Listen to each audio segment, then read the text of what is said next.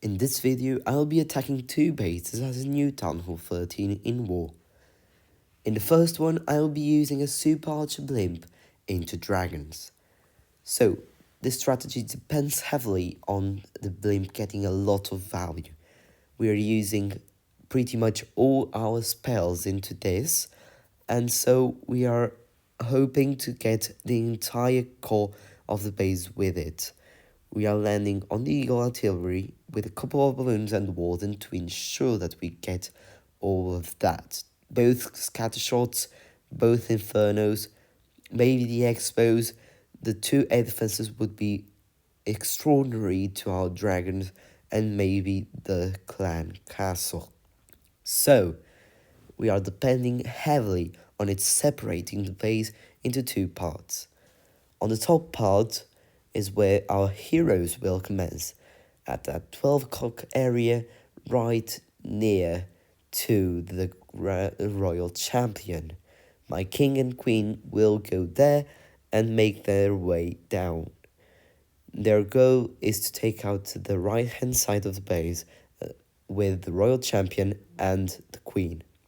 Then, from the left hand side, we have the Grand Warder statue and the king, so no major threats to the dragons.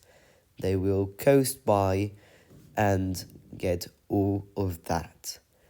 Finally, where my royal champion will be deployed will depend on what the dragons and the heroes get. It might come from the left or the right hand side depending on what they get. I don't think I'll be putting it on the left hand side since there is the king there. And so I started with the balloons, Grand Warden and the blimp. As I said in the plan, it was crucial to get the entire core of the base taken out. Balloons went to distance and got that air defense, which was crucial on maintaining my warden alive. Now with this strategy, you have to take wall breakers and spacer troops that run away from the archers, otherwise you will clone the spacer troops and not the archers. You have to make sure that you are cloning the archers and there's nothing else in there. So they got a lot of value. They didn't get the air defenses, which I would have liked, but they got both scatter shots at the last strike, which was a bit of luck. Now, there was an ice golem in the clan castle and an e-drag. The e-drag was taken care of by the archers, but the ice golem is still chasing my queen. Now, that caused problems in this attack because, as you're seeing, she is walking. Of course she's walking. Why wouldn't the archer queen walk? The dragon starts from the left hand side straight into the Grand Warden statue. Yes, it's a low level Grand Warden statue, so it shouldn't cause many problems. King on right hand side gets through the archer queen, and now as he's tanking, I drop my RC on the left on the right, instead of on the left, because she would have to deal with that king.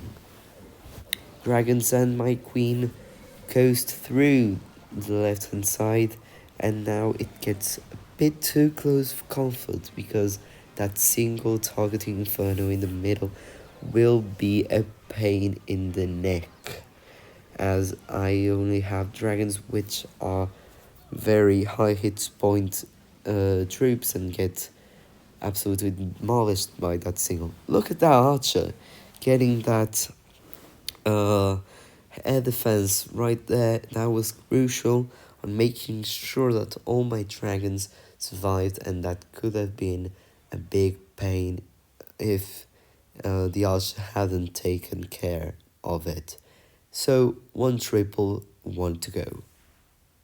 On this next one, I'll be using a SKELLY donut into LALO. It's a relatively scary attack strategy to attempt, since a lot things can go wrong. Yes, you're seeing right, it's a dip. I know it's a dip, but sometimes it has to be done. So, skeleton spells and bad spells will go to take out the CC, the Eagle, the single Inferno Tower, and maybe the Sweeper if we get lucky. So, the entire core of the base. So, we create a hole there so that our balloons don't have to go through it. Now, we need to break the ring of defenses. That's the most crucial thing with a LALO. So our heroes will go to the town hall taking the queen out so that we don't need headhunters. A giant wizard to clear out the buildings to the left and to the right with a baby dragon. They will go in with wall breakers and hopefully take out all that area. Now, my royal champion will probably go a little bit upwards, so maybe on the 2 o'clock area right there, and expand that pathing that my heroes have created and really breaking the ring of defenses. Now, Stone Slammer with a Lava Hound to go from that area with a couple of balloons, and then the main pack begins. Grand Warden with Lava Hound and some more balloons to get into that multi-inferno tower. I'll probably use my Grand Warden's ability through there with the haste. Then another Lava Hound onto the last air defense with a couple of balloons to finish it off. Let's see if it works.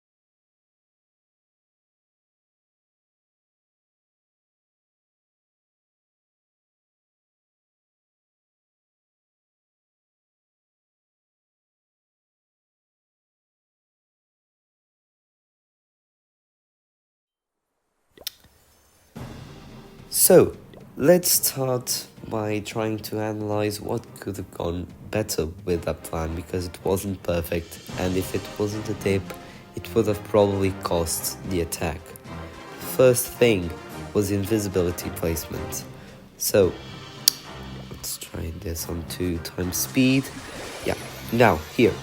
The first one was okay, but watch this, it's not covering all the way to the multi.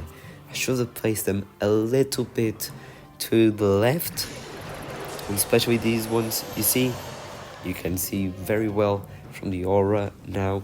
It's not covering this singles rather, and the sweeper. So they are getting the eagle, they are getting the clan castle. That's perfect on those ends, but it should have been a little bit further behind, like here, and a little bit further to the left. And that would have probably made so that I got single.